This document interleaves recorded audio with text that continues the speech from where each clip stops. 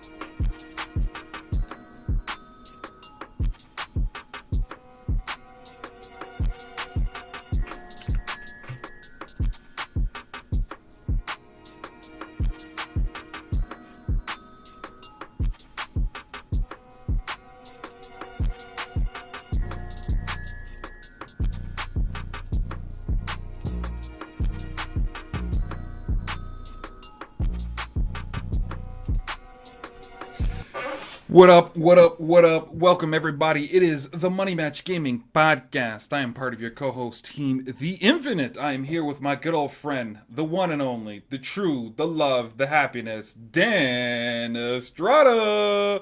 What is up, man? What's going on? What's up, everybody? Welcome to an episode of the Money Match Gaming Talk Show Podcast Extravaganza Spectacular. And today, we're switching it up a bit, not talking about a movie. We're talking about a game that we put the game in Money Match Gaming as we're talking today about a new game, Fire Emblem Three Houses, developed by Intelligent Systems and Koei Tecmo and published by Nintendo, released on the date of July 26, 2019 for the Nintendo Switch. Yes, that Fire Emblem Three Houses. Lance, do you have like a little description that you want to give? Of course. I'm going to read it from the top. It does reiterate some of the things you say, but it rolls off the tongue. So, Fire Emblem Three Houses is a tactical role-playing game developed by Intelligent Systems and Konami Temco? Yep. You said it earlier, but games for the Nintendo Switch and published worldwide by Nintendo on July 26, 2019. The game is an entry in the Fire Emblem series and the first for home consoles since Fire Emblem Radiant Dawn in 2007. Three Houses is set on a continent of Fodlan, divided between rival nations now at peace, connected through the Garrick Mach Monastery. Taking the role of former mercenary and now tutor at Garrick Mach, the player must choose a nation to support and guide them through the series of battles. The game carries over the turn-based tactical gameplay of earlier Fire Emblem titles while incorporating social simulation and time management elements. The game's production was challenging for Intelligent Systems, who attribute its success to Konami Temco Games, who had previously partnered with the company of Fire Emblem Warriors. The staff wanted something entirely new for the series, debut in high-definition home consoles, birthing a new school life mechanics and expansions to battle. Can't say his name, sorry, I love you, but can't say your name, I'll just butcher it. I was responsible for creating the character designs and illustrations as the main character's designer.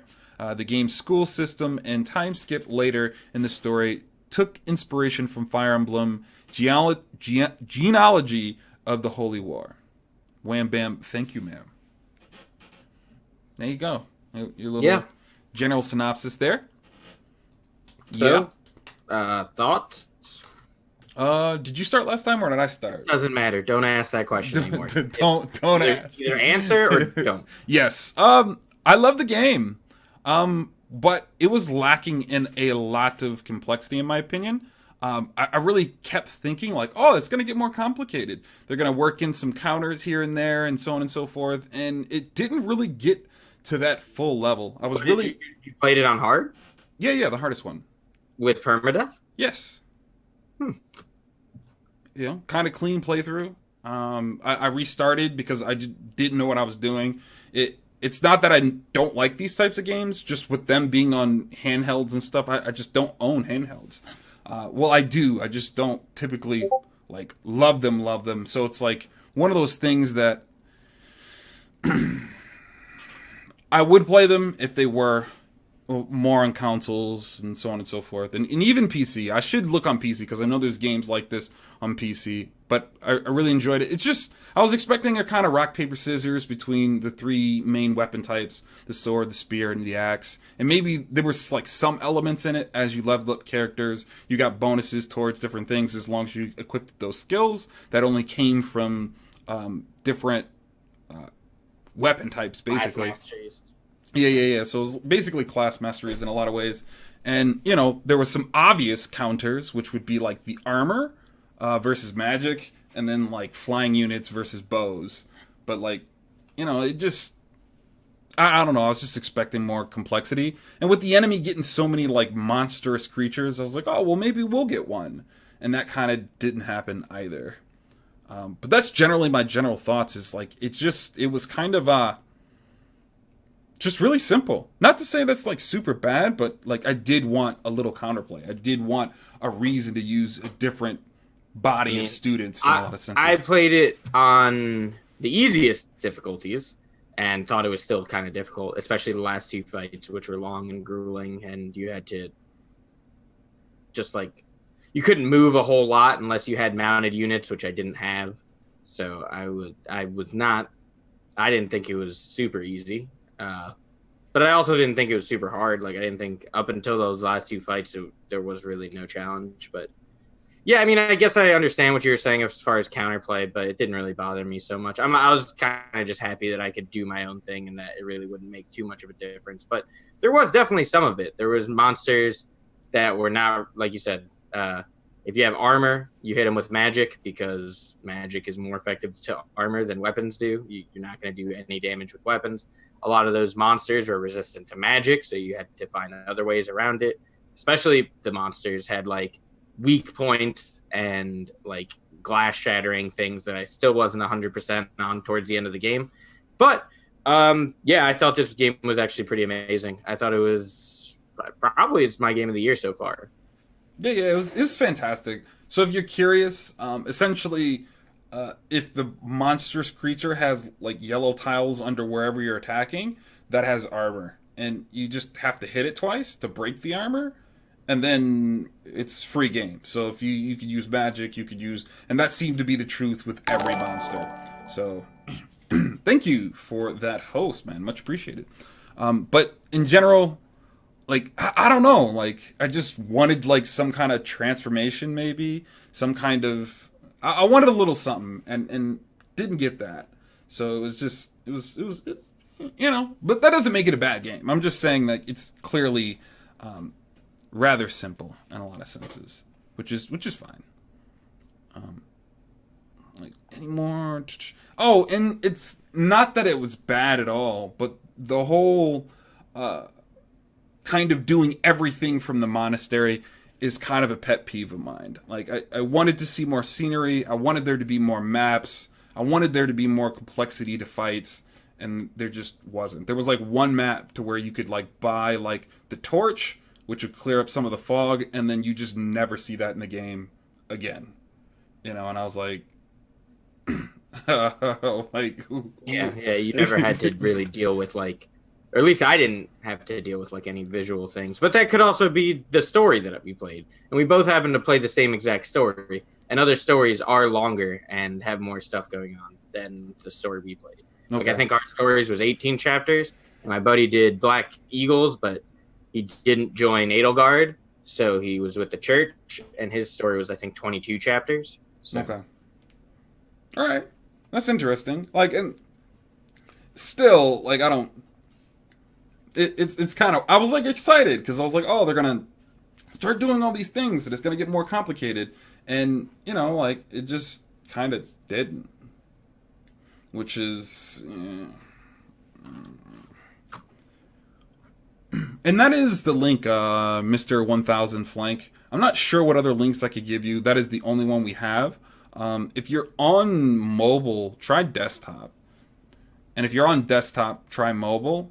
Because it could be like the way you're trying to open it. If you try to open it through a web browser, I find that Discord kind of messes up in that sense. But if you open it as an app, it seems to work better. But also, I don't know if maybe if you're just I don't know if you're clicking on a link or typing it out, but if you're typing it out, that 0 or the second thing is a Q, not a 0, because I thought it was a 0 at first, or an O. It's a Q. Definitely might be a problem there. But yeah, I mean, I get what you're saying about that. I was kind of surprised that they brought up that whole mechanic and then literally never used it again. But like I said, there's a lot of the game that I really still haven't played because I've only played one of at least 4 stories. I don't know. There might be more to my knowledge, but I don't know because I played as the other houses, so I don't know if you have any sort of choices there. You do. There's been several situations to where I had like 2 or 3 in the story where they're like, hey, this will drastically change the way the story works. You sure you want to do that? And I had about 3 of those with Eldegard. I can't say. No, Edelgard, right. But I'm Edelgard. saying the other houses. We played the same exact story. Me and you have the same story. We have the same knowledge of the game. But I don't know if those really important choices that'll change the impact of the game exist on the other side, because it's very clear that Edelgard is a prominent part of the story, no matter what story you play on. Right. What I mean is like there's like a section to where you could like not go with her when she gets crowned the emperor. Right. That's gonna. Did you go with her? We played the same exact. We pretty much did literally we played the same story. Yeah. We talked to Edelgard. We watched her become the emperor. We went into the mission. We fought her. Then Rhea was like, kill her, and you were like, nah, I'm gonna join her. And then those are the end of the choices. Yeah, pretty much. However, I don't know if those choices would exist if you're the Golden Deer or the Blue Lions. Right. Because in their stories, I imagine, Claude or Dimitri do not become the emperor, because that's just not what it is. Edelgard becomes the emperor. That was always destined to happen. Right. I picked Claude as my second time going around. I like all the characters. That's one thing I have on the pros. Like no one was really that unenjoyable. Right. Which characters who I didn't like at first, by the end I was like, yeah, okay, I like these people. Right. At least like the Black Eagle. I don't know so much about the other 2 houses. I'm gonna tell, like, I didn't recruit anyone except for other teachers, and then Lysithia when I could do it post time skip. Right.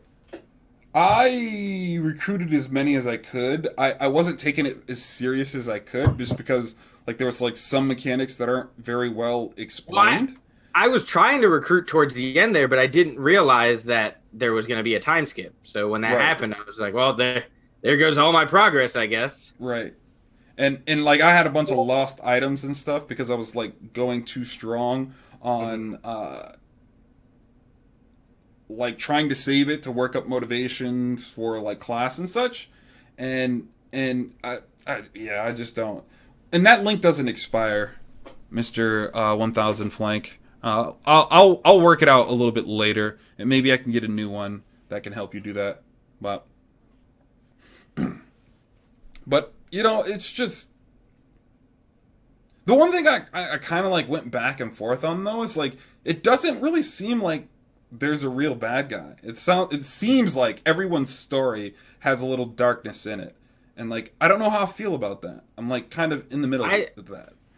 I mean, I like that it's a matter of perception on who the bad guy is, in my opinion, but I do think there is a solid bad guy. The issue is the game doesn't focus on them past the time skip. Right. Like, the bad guy is the dude with the giant head. He's the bad guy, 100%. He's very much so a bad guy. He looks like a bad guy. He acts like a bad guy. He's the bad guy. However, they're using him for like DLC, which kind of bothers me. that's one of the gripes I had with the game is that you don't get your revenge on that guy, or you don't even see him at all in the second half of the game. And I feel like that was missed opportunity. But then my buddy was like, "Oh, that's gonna be what the DLC is," and I don't think this game really lends itself well to DLC. There's a new game plus. Like, where would the DLC actually fit in? It felt weird, but that's the case there. Oh, okay. That explains a little bit because, like, one of the cons, and I'm skipping ahead a little bit just because it goes well with our conversation. Like, I don't know how you feel about the story, but there's like a lot of gaps. You know, there's like the whole Gerald part to where like he's like, "Oh, I'm gonna leave all this information for you." You get the diary, and I don't know if I just didn't do some of the things I needed to flesh out that part of the story, but they just never bring it up again in the story. Right. Like it's just gone. I mean, it's also partially because like no one you're with knows about it. Like the people who know about it are Sedith, Rhea, you, and Alois, and 3 of those 4 people are on the other side. Right.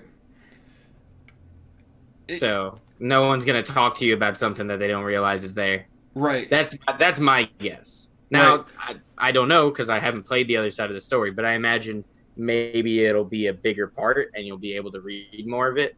I don't know, but you don't really. Yeah, I agree that they like brought up this diary like it was going to be a huge plot point, and then just kind of left it there. They like talked about it in a couple cutscenes, but they didn't really go into what was in there. Right, and it was gone, and then Seraph kind of brings it up like, "Hey, I found the diary. Troubling," and then like, boom, gone. Never again. I was like, yeah, that's not really enough, you know. And it's like even like the main story, I feel like isn't fleshed out very well to where I'm like, okay, there's these forgotten ones. You guys aren't really explaining the forgotten ones. You're talking about other people being in your family. Cool.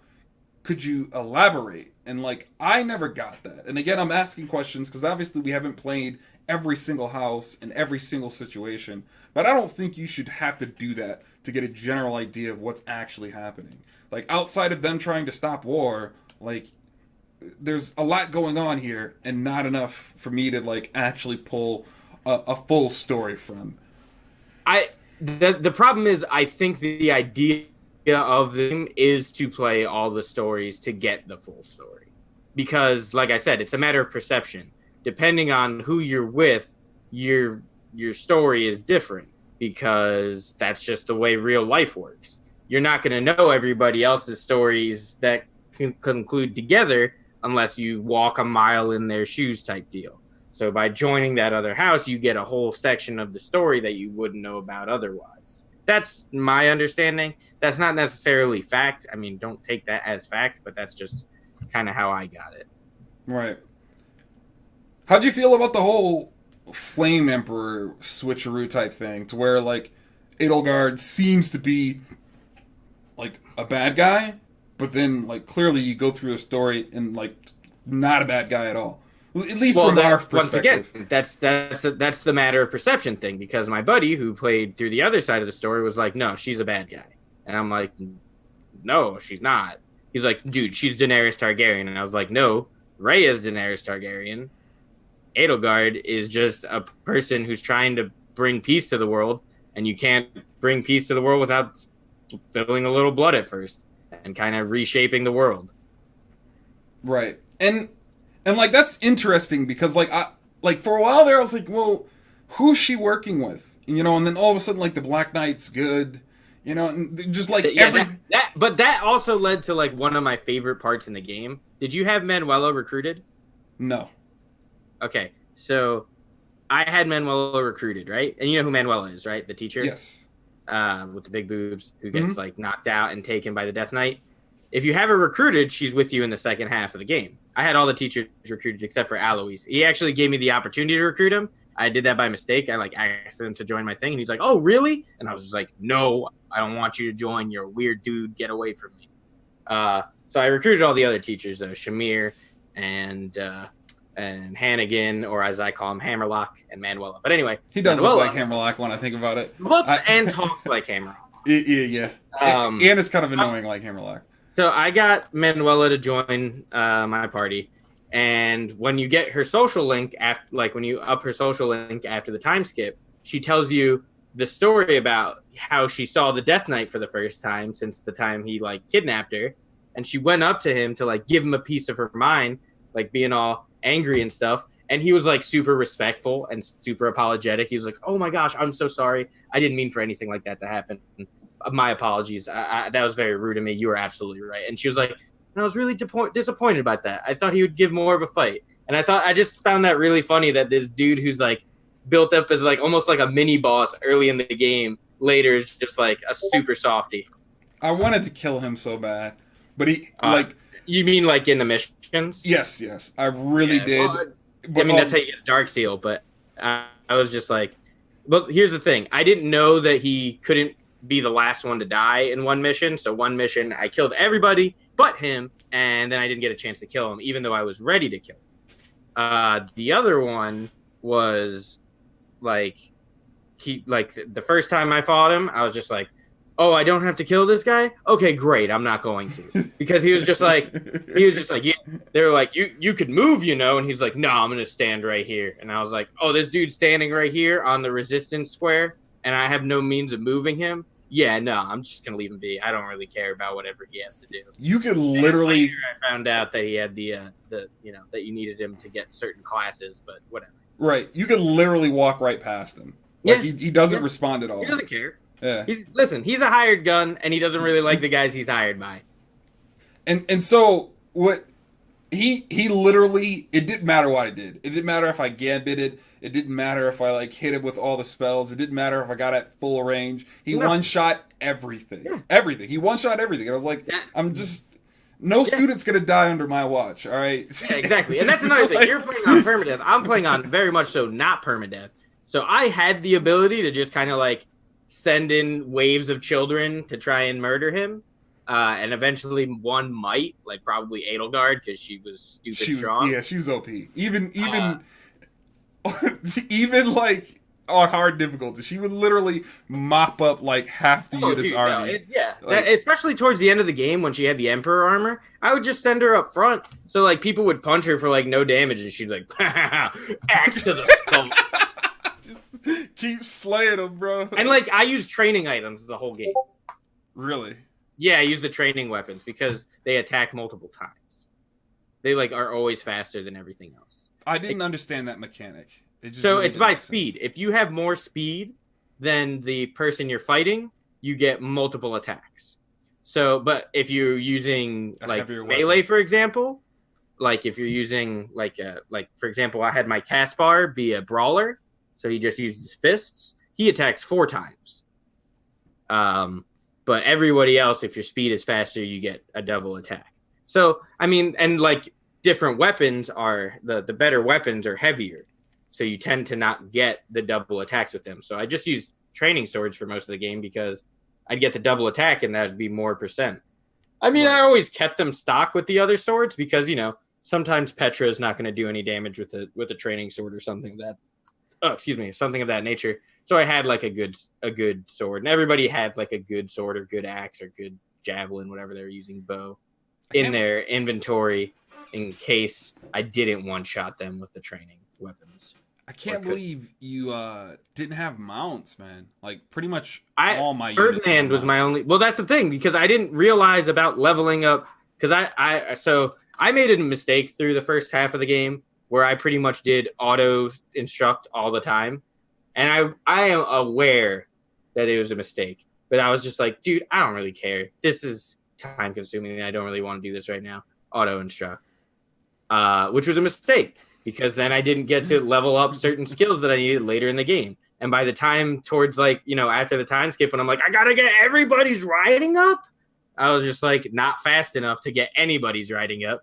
So the only person who had any sort of mount was Ferdinand, who I had him as a holy knight, so he rode around on a horse. I actually used to have Edelgard as a wyvern rider until she got the Emperor class, and I was like, well, why would I ever take anything off of this? I put her on a mount. She was like a heavy knight or whatever they're called.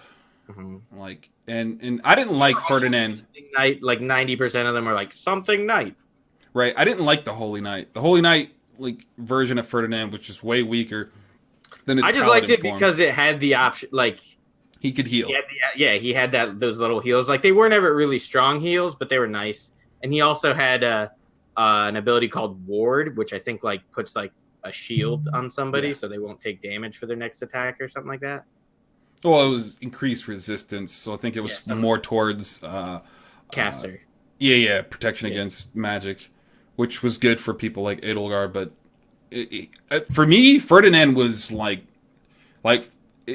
there's like a few characters once you get the right classes that just one shot everything. Like Ferdinand was a killer for me. I just because he was the one mounted dude who I had. He was usually way faster than everybody else as long as there weren't stairs. And I would just like kind of put him in front, and everybody would be like, "We're gonna get him," and he'd be like, "No, just constantly just smacking him, like get off me, son." And like he was just really good, but like towards the end, like I didn't like his the paladin just wasn't working for me, man. It just wasn't working. I was like, not paladin, but the Holy Knight. Like for whatever reason, his stats just went really, really low, and I was like, I don't understand why you're not killing people the way you were. Because he was murking people the entire game with me. I don't know what happened for you exactly. Maybe one of his skills wasn't like high enough or something. Yeah, I think also I don't think I like fully understand how battalions work. So like I like only equipped some people with battalions. I gave everyone a battalion, but I'm still not understanding. I think it has to do with your gambit abilities, but I don't know. No, they're full on stat boosts or boosts. Oh, okay. So I think I might have taken one off that had like really good stats towards damage, and just didn't really know because like my second playthrough is just way better. Like I'm just cleaning the house. I'm maxing out people's classes and stuff like that way faster. Like getting that mastery in that class was just like a big deal. Now you said your second playthrough you're doing New Game Plus, right? So you have like the ability to spend renown to kind of just like power level. Nope. Oh, you're not doing New Game Plus? Oh. That's cheap, man. Because it's just cool. Just I like challenge. I like a little bit of challenge, you know. And it doesn't have to be not challenging. It's just that you get like a little bit earlier on. You have a better chance of training your guys a little bit better. But I see what you're saying. No, I'm manual instructed, and I got what I wanted. Not even manual, and like regardless, auto or manual. You like the idea is experience boosts for instructing. Not even just the experience boost, just like. You can spend renown on upping your teacher rank. So you can start as a higher teacher rank so you can do things that you need the higher teacher rank to do earlier. Or you can, you get more actions to do when you're exploring or more people that you can instruct when you instruct and stuff like that. Right. Also, what was your teacher rank by the end of the game? B+. You're only B+. Okay. I was A, but I couldn't get to A+. And you needed the A+ to get like the super weapons.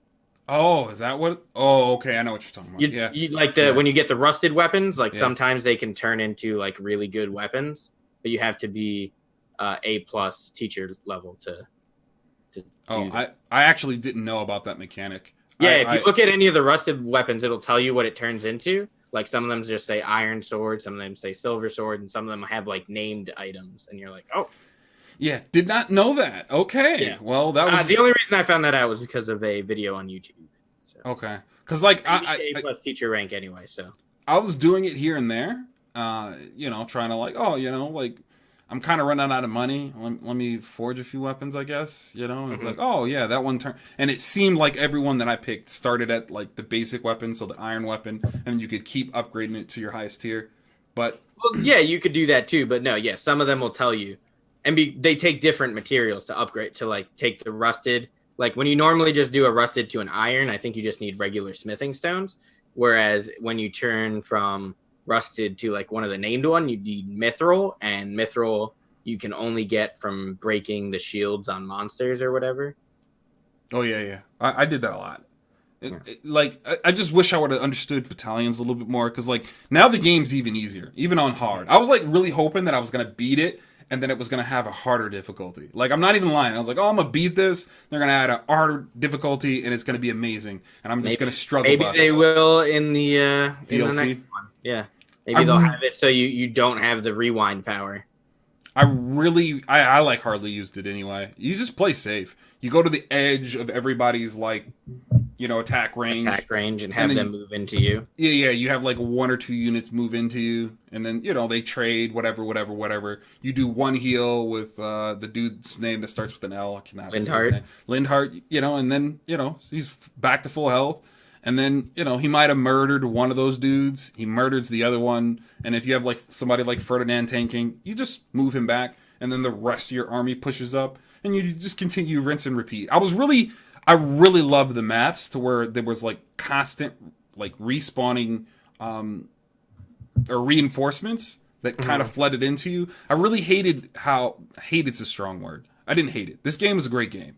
It's not hate. It's just like there was like those scenarios to where like their units are stationary. And so it's like you just have all this time to like go on the edges, pull 1 or 2 units in, murder them, pull out. And I had mounted units. So Petra was on, a Pegasus, and then Casper was on a Wyvern, and they would literally like pretty much one-shot anything. Like this, like Petra seemed weak, but Petra got a lot of crits for me. Like she's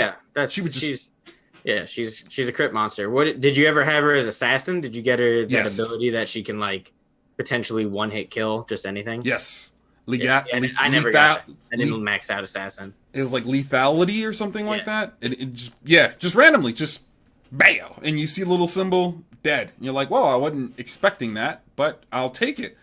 But it didn't matter. She would crit that symbol never showed up because she was like Caspar. I think for a lot like he had like a 51% chance to crit for me by the end of the game. Oh yeah, he was a monster. He was murdering things. You had him with an axe, though, I'm guessing. Yeah. Yeah, I had him with bare hands. That was my favorite thing, dude. Every boss I would just punch to death. I was like, get ready for these hands, baby! Punch! My man would like fly and just bring the hammer down. I'm like, damn, bro, he's like coming hard. Edelgard was really, really good because you just absorbed. It's like so weird that like they're playing like the gender thing because it was like. All the females are all these giant knights. No. And it's like... Literally, it's only her. Bernadetta isn't. Dorothea isn't. There's the other one in the yellow people. Like, when you're originally playing, like, the first, like, class thing, she's the one standing with the hand axe, and she would throw them at you. Leon? Standing next to Claude. Orange-haired girl? No. Hilda? It's pink. She has pink Hilda. Hair. Yeah, Hilda. You can't recruit her. But so I don't know anything about her. Okay, yeah, she gets the armor. I killed her in my campaign, and like she gets the heavy armor skills and stuff like that. But even still, like it's like one girl a house. Most of them are not. Bernadetta, Mercedes. I know, but most of the dudes don't have full armor. I think the only one that does is Dimitri. Dimitri was the only dude that. Dimitri, Ferdinand can get decent armor depending on what class, like heavy armor. Anyone can. It's all about how you decide to make can. It seemed like those characters naturally built into it, and all my other characters I kind of had to go on my way to make it possible. Ferdinand you can get as an armored knight, though. The other big dude, I think he's in the yellow house. I'm not sure. Oh, okay. I know the brawler guy. Raphael. Yeah, Raphael. That's right. It's Raphael. But there's big boys. It was just... There's Dimitri's right-hand man. Yeah. I forget what his name is. Durdrew. I have no idea. It's somewhere on there. It starts with D. With a D. It starts with a D. So let's go into like some of the most kind of like situations. How'd you feel about the music? I thought the music was not terrible, but it got very boring when you're doing a long fight. Like to the point where I was playing it at work, and my coworkers are like, "Hey man, are you finishing this level anytime soon? Because I'm falling asleep and I need to hear something else." And I was like, "I could just play other music. It's not a big deal." They're like, "I don't want to ruin your immersion, but if you could do that, that'd be great."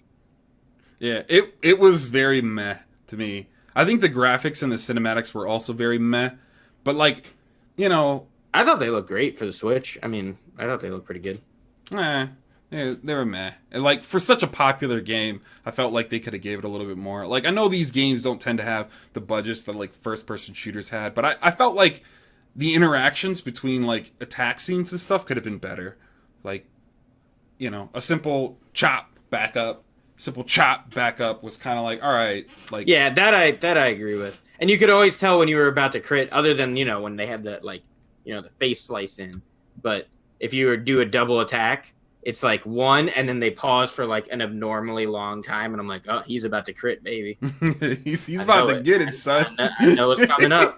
About to punch your head off, baby. Right, and I felt like that was like just one of those things that could have been improved upon. Like it makes the difference in these types of games. Like I understand that that's not this game's MO, but it's like a quality of life change that I think most people will appreciate. That it's not a simple. I mean, I don't think you. That's not a quality. That has nothing to do with quality of lights. That's just quality of animation. That has nothing to do with if an animation is bad or good. It's not going to change the way I feel. Like a quality of life change is more of something that makes the game more easy or accessible. Like the way it looks does not make it any more accessible. I feel like there's people that would argue. I know people who won't play games if they don't look good. Like the old Final Fantasies, they're like, I know it's a great game. I'm not going to play it. It's terrible.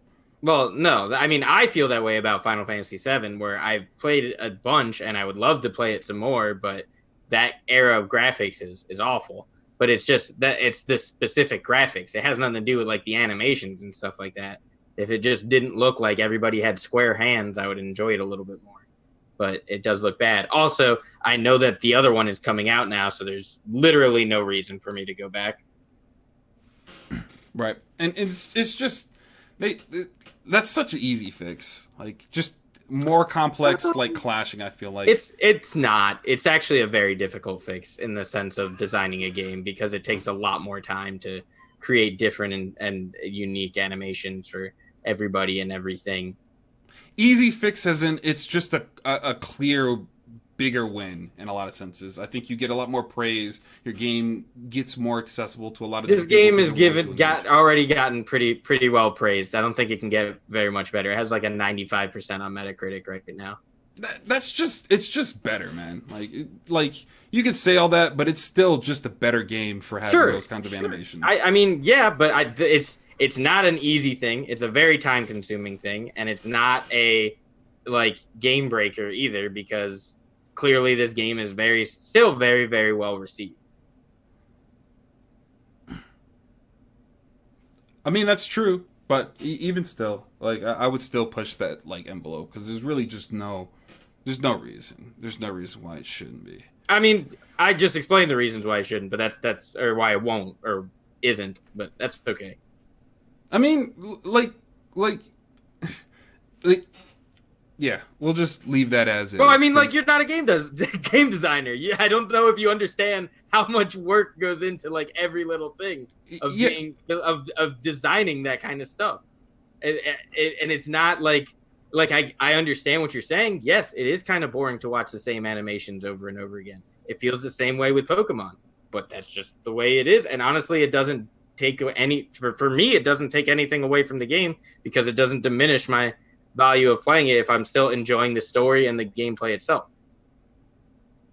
I mean, I would. For you, maybe it does. I get that. Sure, I totally agree. But it's not an easy fix. It's not something you can just. Oh, let's just go and design 40 more hours worth of animations. Like then the game is delayed for another year plus. I mean, 40 hours is definitely not a year. And like, if you're going to use the argument that like I'm not a game designer, neither are you. You know, right? I mean, no, like for sure. And so it works both ways. And to have a company like that's fairly successful, has a continuous train of successful games, like there's really no excuse why you would lower the quality of your game.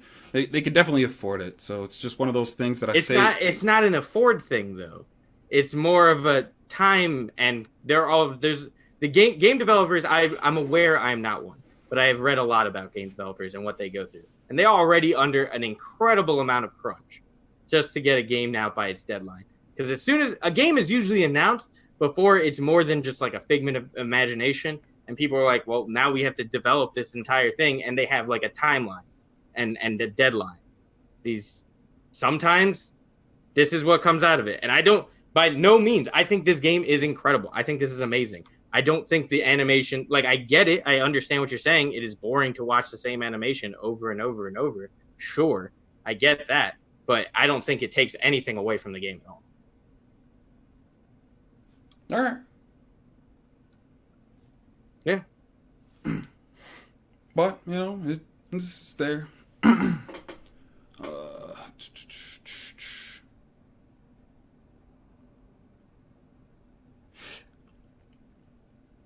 I think that's pretty much all I got. This is just a lot. Uh, I still have a bunch of stuff. So I like that you're not forced into permadeath. I know some people like permadeath and you played with permadeath, and that's totally fine. People can enjoy that. But that's not fun for a game for me. The reason I don't play XCOM is because I played it once and the one person I liked died, and I didn't feel like resetting the game, and I didn't want to play it anymore. I think that's dumb. It's a dumb mechanic. It's a video game. It's not real life.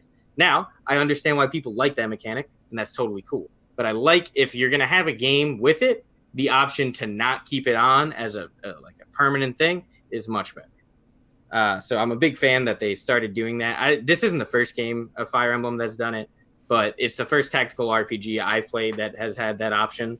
So I appreciated that, because I don't really like tactical RPGs to begin with. I don't like the gameplay on them that much. However, I like anime fighting games. I don't know. I dig it. So I dig this style of game. So I wanted to play it, and everybody had been like glowing about it and raving about it. So I was like, yeah, totally want to play that. So I'm a big fan of them not forcing the permadeath mechanic down my throat, because if it was in the game, your boy would not have played the game. I thought the game is actually a bit addicting too. I mean, you're talking to me about how you're starting your second playthrough, and then you pretty much beat the whole game in a week, essentially. I think you got it last week, and you just kind of played it nonstop and went through it. All in. So, in a sense, it's very addicting, and sometimes that's a detriment to a game, but I think it works really well for this game. That, like, it speaks volumes, because, when you think about an addicting game, you think about a game that doesn't really have a natural end, doesn't have a conclusion. You think about like Fortnite, or you think about Overwatch, or you think about World of Warcraft, games that you can play and play and play, and there's always something for you to do. Whereas this game has an end. Granted, there's multiple different ends, but it has an end. You when you finish it, you're like, man, I beat this game. But it still grabs you in, where you're like, oh, like that replayability. You're just like, oh, I want to know what happens with the blue guys, though. And it lends itself to playing itself over and over and over again. And I don't think enough games do that well in the single player sphere. I think that's a big problem with single player games, is where you'll play them once. Like, for example, Spider-Man. I love Spider-Man. That was one of my favorite games last year. It's one of my favorite games, period. But I have no desire to play that game again, because I did literally 100% of the game. I did everything there was to do in the game. I got everything you could get. There's no real reason for me to go back. Whereas this one, I always feel like there's more stuff for me to do even after I finished it.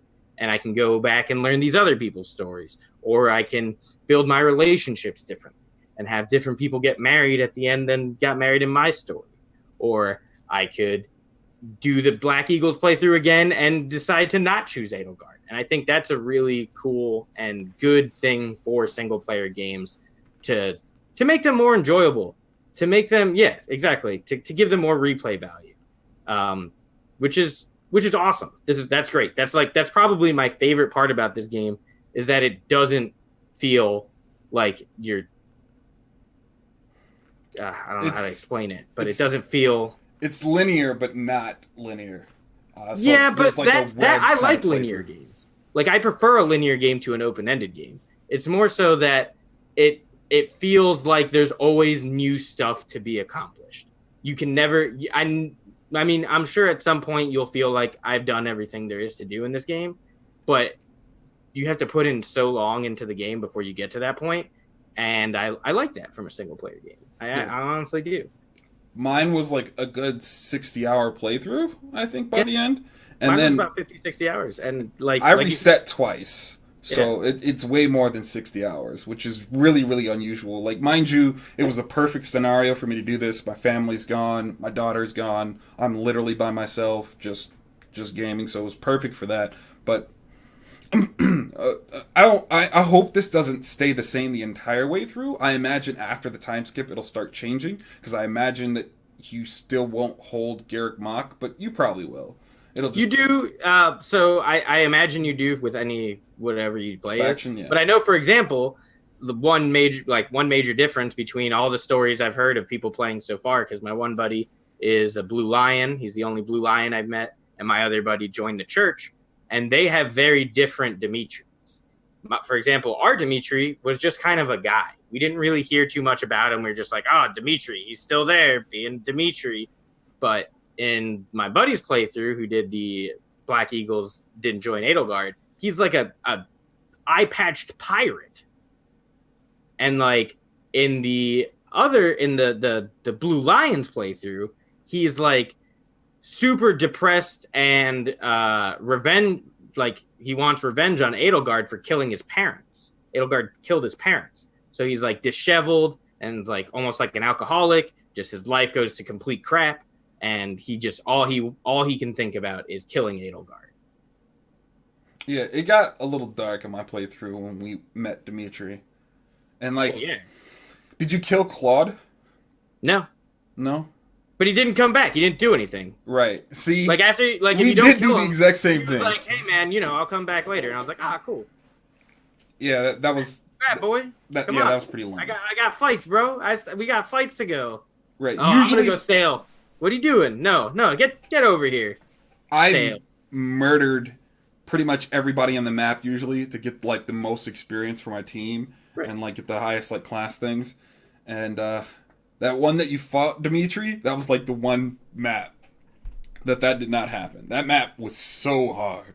Oh my gosh, that was hard. That one wasn't that bad for me. I mean, it was definitely long and obnoxious. Oh wait, no, that one was hard. That's the one where Rhea comes in from the side. Yep. Yeah, and I'm thinking of the Claude map with the boats. No, that map was annoying because there was like enemies didn't stop coming, and it wasn't just enemies. It was like we got a monster with us, and I was like, oh my god. And they like, luckily they were slow, but there was like 3 on the map by the time I ended that map. Also, Rayo being in that map was so dumb. She's there. You punch her, and she's like, "I'm going away. Everybody, come with me." What are you doing? Like, and she was really close to one-shotting anything that like went against her. The only people that could like step to it was Edelgard and No, I think I'm pretty Professor. Sure. Because everybody else that I did in the game, I think I just punched her in the face with Caspar. I think that was my basic like. That was your go-to move. Annoying me, Caspar, come over here. What do you want me to punch? It was. There was some like that was the only thing that I felt like sucked, and it's probably why I claimed that I wanted more complexity in the game, because like towards the end, it was literally just. You get to the last dude, and you literally had to dump everything. Otherwise, he would just one-shot you. Like, didn't matter who it was. Didn't matter if it was Edelgard. Didn't matter if it was the Professor. Like, just one-shot everybody. So it was like one of those things. Again, I was on an easier difficulty, so I don't think he really one-shotted any of my people. Well, I mean, he did. Like, he probably one-shot Lysithea, because literally everybody one-shot Lysithea. She has like 20 health, and no armor whatsoever. So she was very easy to kill. But yeah, I don't remember him really one-shotting. I mean, like, obviously I'd have to like be like, okay, this person can't attack him. Okay, this person can't really attack him. Oh, he can punch him in the face. Great, Caspar, go do your stuff. Let's go.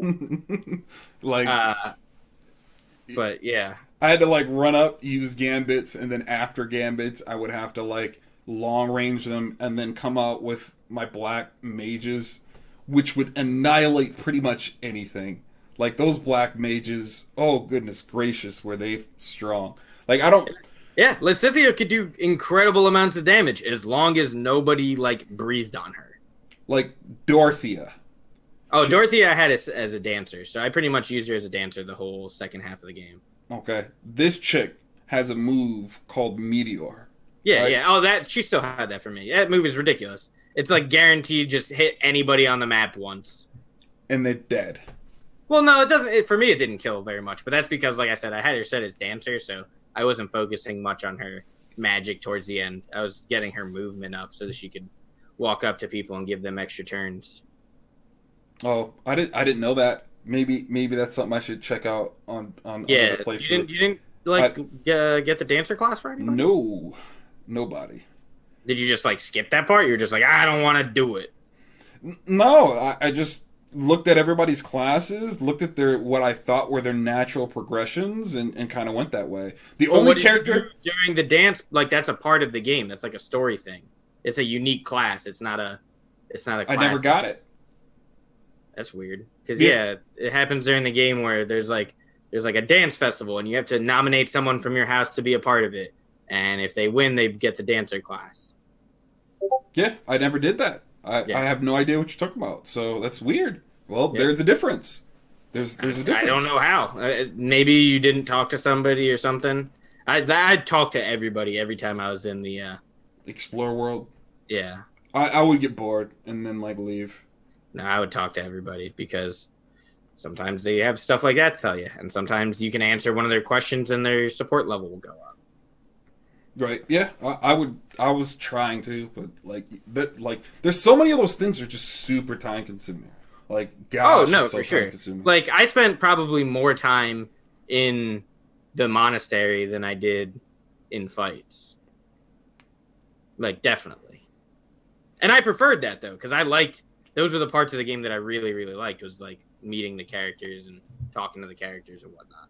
Yeah, I was looking for a little bit more fighting, and like I over explored at the beginning, so I think towards the end I just clicked battle most of the time because I was like kind of under leveled on some of my characters, and there's a lot of characters that just never got their class. But yeah, you upgrades. also didn't have the so if you're playing on normal, you have the option for like every time you do battle, there's one that doesn't cost any energy, so you could just kind of like repeat it and power level your characters. What is this? What is life type situation? I only got 2 battles at the most. Yeah, exactly. That's the thing. Like I only have 2 like energy, but there's always one battle that I could choose that wouldn't cost any energy. Not that I really like. I did that early in the game, and then later I was like, I'm fine. I don't need to keep doing this. Because, like I said, I preferred the walking around and talking to people and fishing and crap than I did to actually fighting. Because I'm not good at tactical strategies. I'm just like, everybody, move that way. Caspar, go punch someone. Bernie, hide in a bush. You didn't use Bernie? No, I did, but I would always keep her in the bushes. Oh, okay. If not, she'd get beat to hell. It's like she She like was super squish. she was kind of squishy, but for whatever reason she would murder people. I had her murder. No, she was people. great, dude. I had her as a sniper, man. She would snipe people down all the time. Her and Shamir, they were a good little 1-2 bow combo. However, if anybody decided to walk up to her, which did happen a few times, they would more than likely kill her. Murdered. Like there was, which is why I kept her in the bushes to give her that 30%, evade chance. The only time that I feel like that I got like kind of like murdered is I was flying around with my Pegasus with Petra, and occasionally there would be like one archer that could hit her, and I just like miscalculated that, and then he'd walk up and she'd be like full health, chilling, just one hit, boom, dead. That's like, that flying guys for you. See, I never had to deal with that because all my boys, safe and sound, feet on the ground, baby. You can dismount. Yeah, I know. So, I mean, there was like that element, which I thought was really cool. But I mean, you kind of needed to for me, for Ferdinand being on a horse, and he's like, oh no, stairs? What? How do I move up these? I can only go one stair at a time. Come on, Ferdinand, get it together. It overall was a good game. It just needed a little bit more complexity, and the units needed to charge you. Them standing still in formation for you to come and pick them off on the edges, especially if you had flying units. Like they had that giant weakness, but oh my gosh, Dan, they are so strong. Like my goodness, are they strong? Anything that I didn't like, they would go murder. So it'd be like, yeah, I don't like that. Yeah, I mean, I liked having Edelgard on a dragon. I thought it was awesome. And then I was like, oh, but I like this armor way more. I'm going to stick with the armor. Yeah, she ended up staying in She became a lot slower, but it was fun watching people just like, ah, bink, no damage. You can't stop this. But yeah, I mean that's pretty much everything I have. Yeah. Okay. I've touched on everything that I have written down. Yeah, so that's pretty much, I would rate it an 8. It was a really, really good game. It was a really good game. And if you're unfamiliar with how my rating scale works, 5 is dead center. 5 is average. So, it was a really, really good game. There was like a few things that, like, obviously I mentioned when I was complaining a little bit, and it's not even real complaints. They're just things that I feel like would immensely make the game a much better game for me, which was simply just change a little bit of, kind of the rock, paper, scissors mechanic that usually exists in these kinds of games, as well as kind of some class recommendations for characters. Like, I do like the open web type of thing, like, they could be anything, which is great, but, like, I mean, you can kind of see where, like, everybody's got, like, specializations early on, and you can kind of be like, all right, so, and then you, like, look at the master class, and you can be like, all right, this person likes this. But, like, there was a lot of that I just didn't understand. Like, I beat the game, and I was like, man, there was, like, even still, I'm, like, still kind of learning, like, I did quite a few things wrong. And it's like, I didn't understand that the blue arrow was, like, they get extra experience if I trained them in this, and it just wasn't... Yeah, I didn't know what that meant, but that's just what I figured. I was like, this is a blue arrow that's going up. This must mean good things. This is a red arrow that's going down. I might not want to focus on that so much. Right, and you were doing a little bit of the auto instruct for a long time, so... Well, yeah, like I said, that hurts you. Like, yeah, because you don't get any... I didn't realize how much support you got from actually instructing them. Yeah, it's anytime they get a great or perfect. Yeah, I think if you auto instructed, just like base gives you like good for everything. I'm not entirely sure though. Yeah, that's a little tricky. But yeah, it was a really good game. Like how long the series is, how many games, how many Fire Emblem games there are. I just wanted a little bit of improvement from those older games. So yeah. My score is a 4.8 out of 5. I wanted to give it a 5 out of 5, but there are things that aren't perfect, and it definitely took me to a little bit to get into it. Just to learn everything, because at the very beginning, it feels like they shove so much information down your throat at the very start. And I'm like, I don't know what's going on. What am I supposed to do? Which is why I did auto instruct a lot of the time. I was like, I don't know what I'm doing here.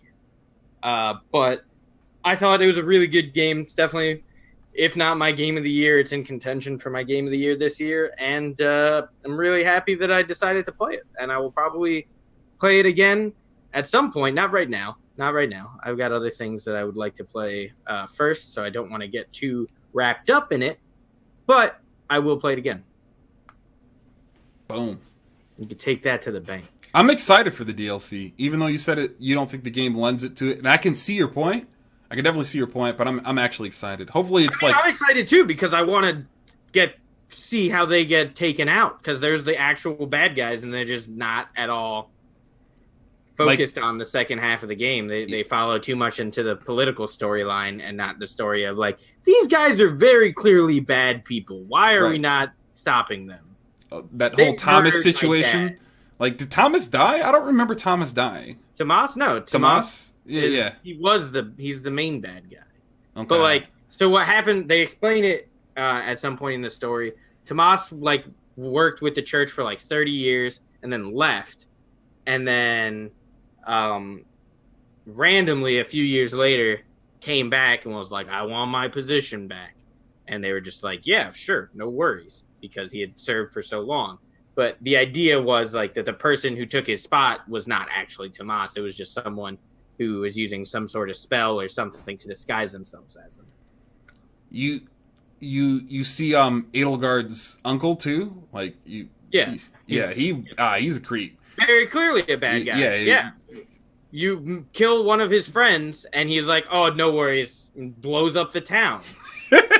It's like they're like, Then yeah, it must be the Immaculate One. And I was like, no worries me if you're gonna blow up this town. well, they didn't know it was him. They thought it was the Immaculate One. They thought it was the church. And I was like, nah, that was I was nuke like, the town. about that. That was not fair, love and war. We that was just heard the town's got nuked by stuff from space. Like, oh man, what do we do? Right, like kill that dude's friend. This they should have went heavier on the whole magic kind of beast monster thing. I think they went a little too light on it.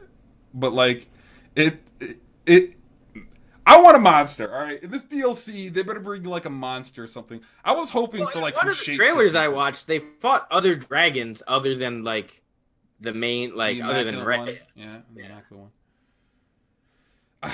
I really hate how Sophis merged with you, because that was like, she was supposed to explain everything, but she like just didn't explain anything. She was just like, yeah, I remember this place.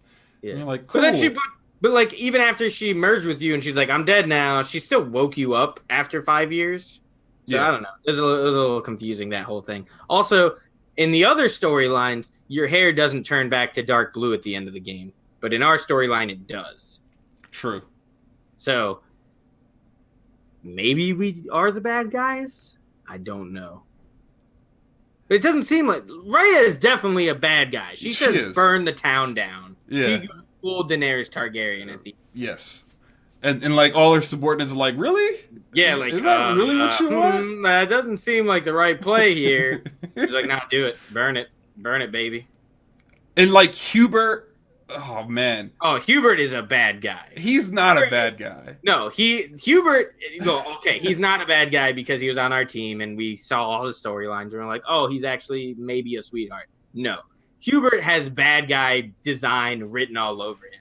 You show that picture to anybody and they're like, oh, yeah, that dude's clearly the bad guy.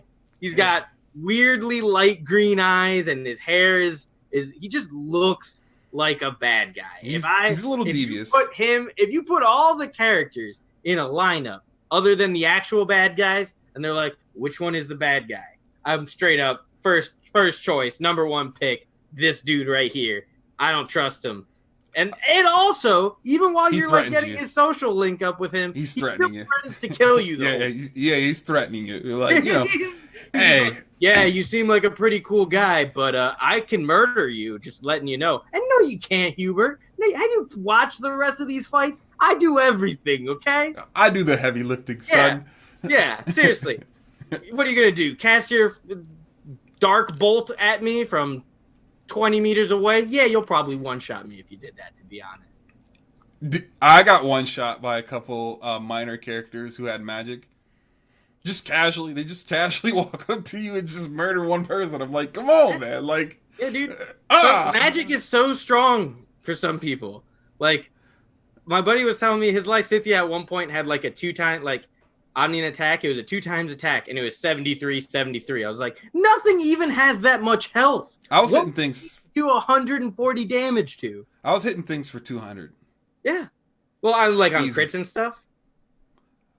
Or just like Dorothea's meteor, like it would just shatter worlds. You went to like a more mage spec with her, where I stopped after I got Dancer. She would murder, dude. Merely a support.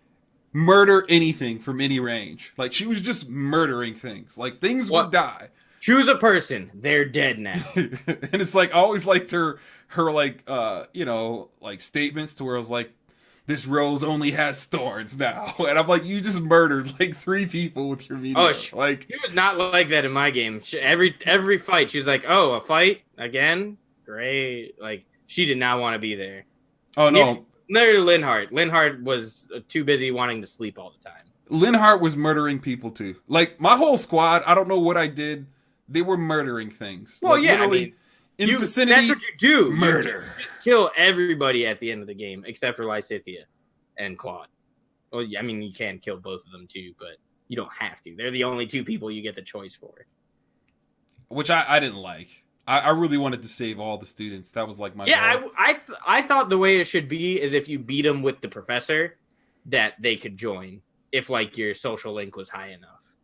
But That's what I thought that they were going That's for. what I thought too when I first did Lysithia, because I was like, oh, I was working on her before. Our social link was already at a C, so now she can join me because I didn't kill her. And then I like did it to somebody else, and they were just like, "Oh, I am dead." I fade into the dark. Even Flynn, like I can't. Flame? Flame, yes. I I'm knew, murdering these I things. knew she, I knew she. We weren't gonna be able to recruit her. She got green hair. She was on my squad for a little while. Yeah, she's on your squad when you're on the church. But as soon as like you like split up from the church, I was like, oh, well, there goes Flame, which just sucks because she has like a really good healing ability. That entire like last level, I was like, wish I had Flame on my team to heal everybody up, but I didn't because I murdered her. She was Actually, terrible. I didn't murder her. She ran away. Her and Sedith ran away. I actually ended up murdering both of them. No, you can't. They don't actually die. I killed them. I beat them in battle, but they run away when you do that. It tells you that. Flame ran away. Sarah died on mine. I'm positive he died. He was like, "This. I guess this is my resting place." Was his words, and I was like, I was really hoping you'd run. Like, I really want to recruit you later, but No, that's weird because that didn't happen in mine. Like, because Rhea asks about it, and she's like, "Oh, someone tells her she's like, oh, Sedith and Flane are hiding for the remainder of the war. You will not be able to like." She's like, "We'll tell you where they are, but they're keeping it like kind of secret." I really hope these other playthroughs give me more. But It might.